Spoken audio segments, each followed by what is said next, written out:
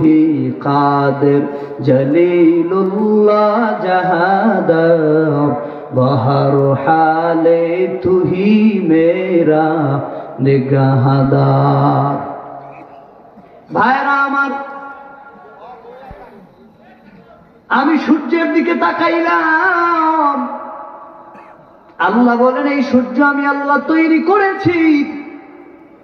আমি চাঁদের দিকে তাকাইলাম, আল্লাহ বলে এই চাঁদ আমি তৈরি করেছি। দলিল আল্লাহ বলেন হুয়াল্লাযী খালাকাল লাইলা ওয়ান নাহারা ওয়াশ শামসা ওয়াল কমারা কুল্লুন ফি ফালাকিন ইয়াসবাহুন।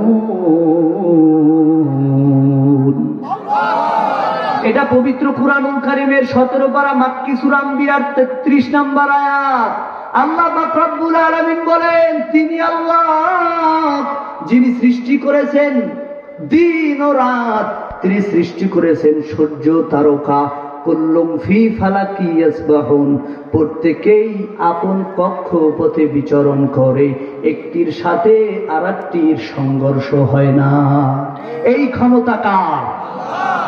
আল্লাহ পাক রব্বুল আলামিন সূর্যকে বেশি পাওয়ার দিয়ে বানিয়েছেন, আল্লাহ চাঁদকে কম পাওয়ার দিয়ে বানিয়েছেন। এটা আল্লাহ কোরআনে বলেছেন। আল্লাহ বলেন হুয়াল্লাযী জাআলাশ শামসা দিয়াআন ওয়াল কমারা নূরান ওয়া কদ্দারাহু মানাজিলা লিতা'লামু আদাদাস সিনিনা ওয়াল হিসাব। এটা পবিত্র কুরআনুল কারীমের 11 পারা মাক্কি সূরা ইউনূসের 5 নম্বর আয়াত। আল্লাহ পাক রব্বুল আলামিন বলেন তিনি আল্লাহ যিনি সূর্যকে বেশি পাওয়ার দিয়ে তৈরি করলেন, চাঁদকে আল্লাহ কম পাওয়ার দিয়ে তৈরি করলেন। কেন? বলে আল্লাহ রব্বুল আলামিন তোমাকে ঘুমের জন্য রাতকে দিলেন। বান্দা লাকাদ খালাকনাল ইনসানা ফি কাবাদ, আল্লাহ কোরআনের এক আয়াতে বলে আমি আল্লাহ মানুষকে কর্মঠ করে বানিয়েছি।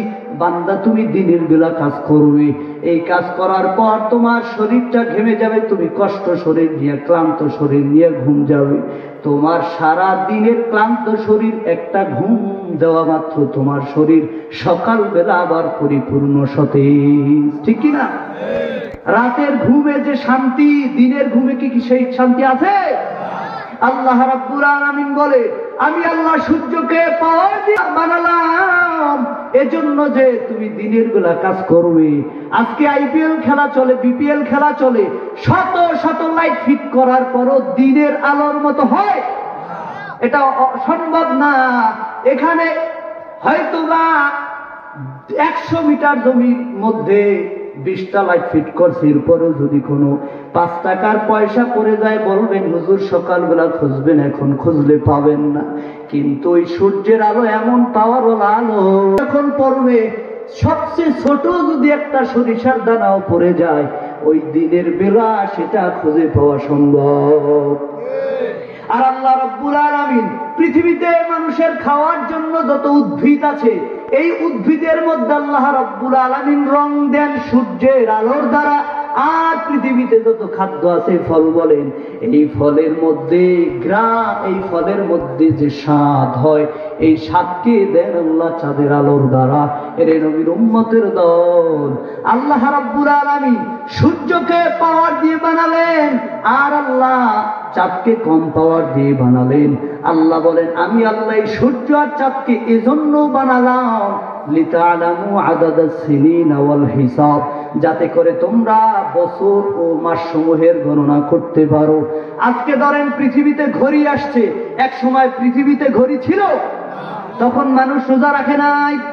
নবীর জামানায় ঘড়ি ছিল, তা নবী রোজা রাখে নাই, তখন কিভাবে রাখছে? সূর্য আর চাঁদের দিয়ে, ঠিক কিনা বলেন?